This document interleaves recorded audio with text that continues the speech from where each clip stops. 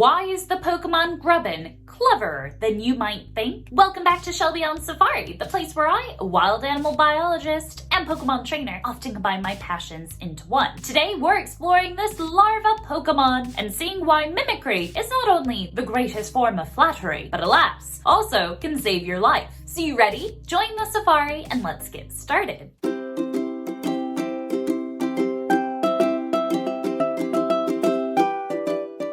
Grubbin, the larva Pokemon, a bug type that has some pretty impressive mandibles. These mandibles not only help Grubbin to burrow underground, which is primarily where they live, but also to extract tree sap, one of their favorite forms of, dare I say it, grub. But if you're a larva Pokemon extracting tree sap, that can make you pretty vulnerable to predators, such as that of bird Pokemon like Rookity and Hoo-Oo, who are known predators of Grubbin. So what's a little larva to do? Enter in two biological concepts that our real-life Pokemon of animals use. First up, aposematism. This fancy term is used to describe the bright coloration that advertises an organism is dangerous or unpalatable, doesn't taste good. In the form of Grubbin, I think this comes across with its coloration that resembles that of most electric-type Pokemon, or even its shiny form being bright red. While in the animal world, aposematism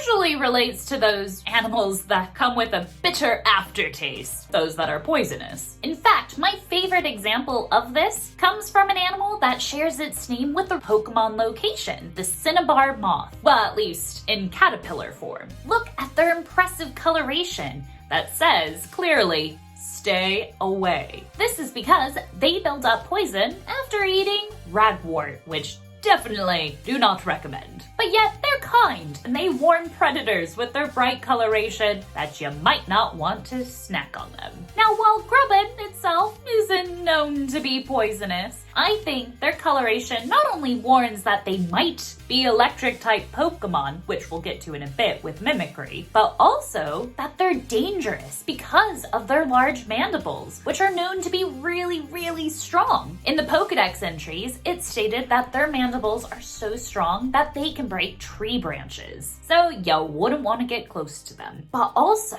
there is a form of mimicry, specifically Batesian mimicry, that is pretty cool. This is where a harmless species evolves to mimic the warning signs of a harmful species. A great example of this, and probably one of my favorites, also revolves around bugs. But first, let's meet the bushveld lizard. In juvenile form, these guys not only copy the coloration, but also the walking pattern of some pretty snazzy ground beetles, like the yellow-spotted ground beetle. But why would a lizard want to copy a beetle? Well, like Grubbin, these beetles have impressive mandibles, but they also spit something out. Whereas Grubbin spits out a thread, the ground beetle can shoot out acid, which is definitely an irritant and a warning sign to predators to stay away. Which is why the bushveld lizard says, hey, I want to copy that. So again, not only with their coloration, but also